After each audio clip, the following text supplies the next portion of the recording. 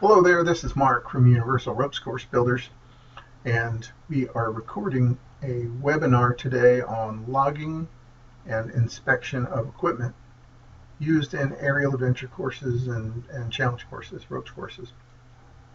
So this is January 7th, 2016, and this webinar was originally broadcast, so this is the shortened version, and we're gonna go through some content here. This will be two parts on YouTube. So this is part one, where we're going to talk a little bit more about the standards that are governing and influencing the inspections that we perform. And in the second part of this, we're going to talk a little bit more about the process of logging, the process of the inspection, where we can go for some guidance on those, and um, and move on from there.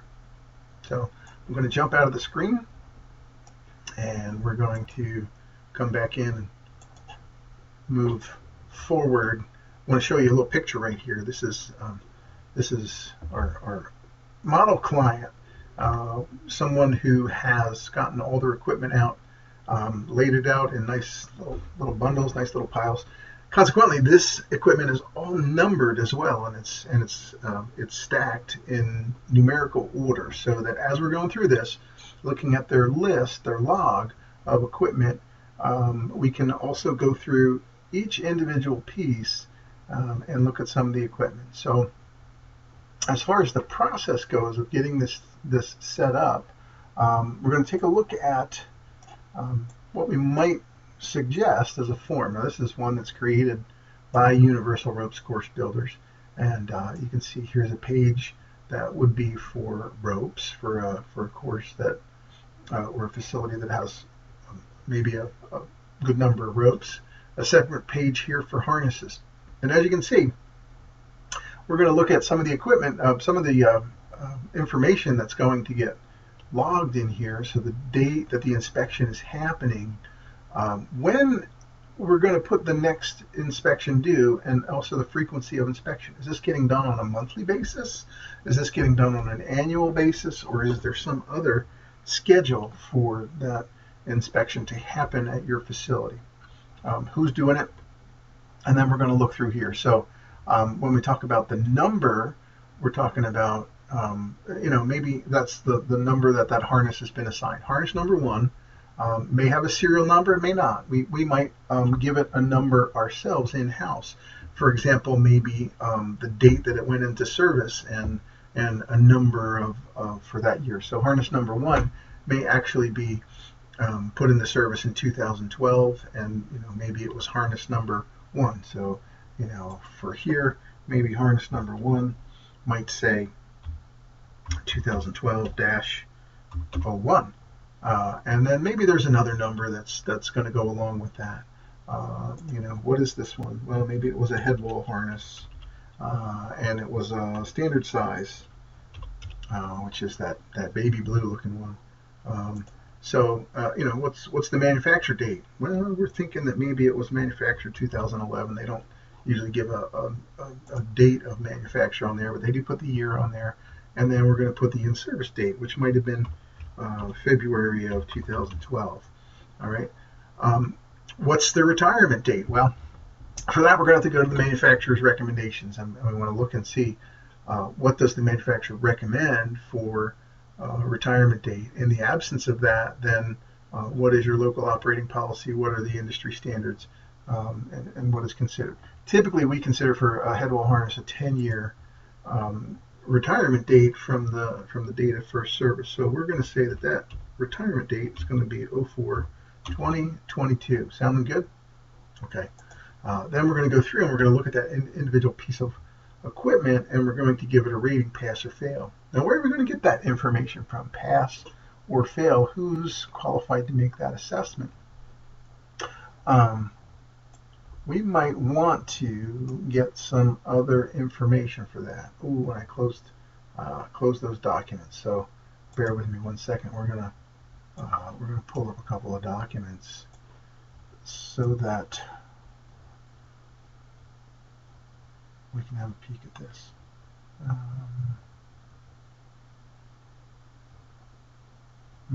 Not where I thought it went. Oh, it's on downloads. Sorry. So here's the first piece I want to look at. And this is a document from Petzl. Okay, so this one in particular happens to deal with helmets, not harnesses, but it does give us a little bit of information about the procedure for the inspection. So the product history, that's what we really just looked at. Do we have a serial number? Do we have the things that we can identify for it? Actually, before that, we're going to talk about what happened to this thief. Why are we doing the inspection? Is it an annual routine inspection, or has this been pulled out of service because we observed something unusual about it, or there was some kind of extraordinary event that happened on this piece of equipment? Then we're going to do the observations. All right, so we've got the serial number, and we've got the quality assurance, like in this case it's a CE mark, but it may be a UIAA or maybe an EN standard or an ANSI standard that's on there. So we're going to look for that. And we're going to look at the condition of the shell.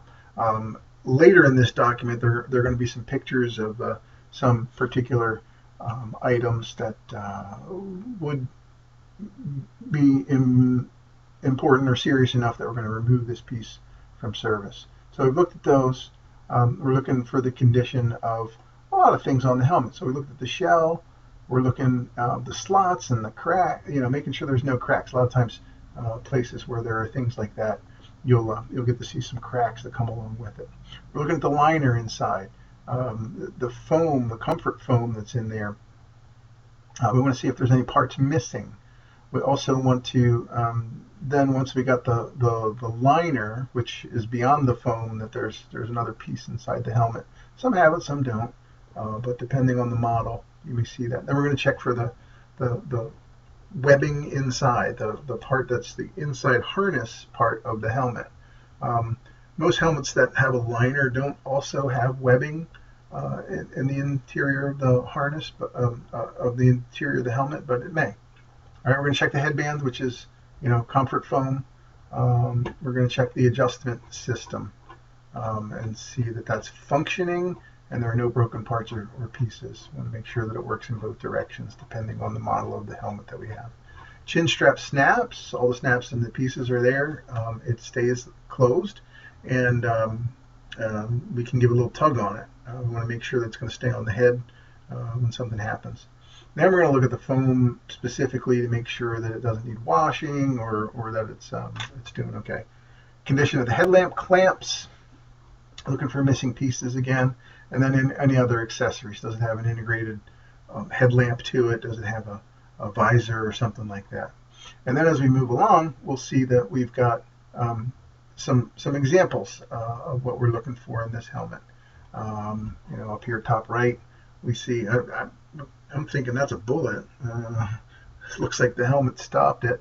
From pretty close range, we've done some experimentation and seen that they'll stop a shotgun blast.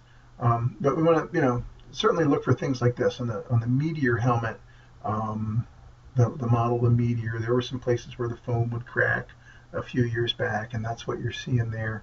But also, areas around the edge of the shell are areas where a lot of times it gets cracked. Oftentimes, there's people sitting on it or standing on it, but we want to definitely pay attention to that. Always around rivets on the outside are places where we want to be paying particular attention to the exterior of that. Here's an interior shot on it up here in the top right, where the piece of the strap on the inside, the plastic strap on the inside, is just broken off. And those are all, you can see that they have a little indicator that it's time to throw those out. And here's just a couple down below where you'll see in the bottom of the screen where they have repair.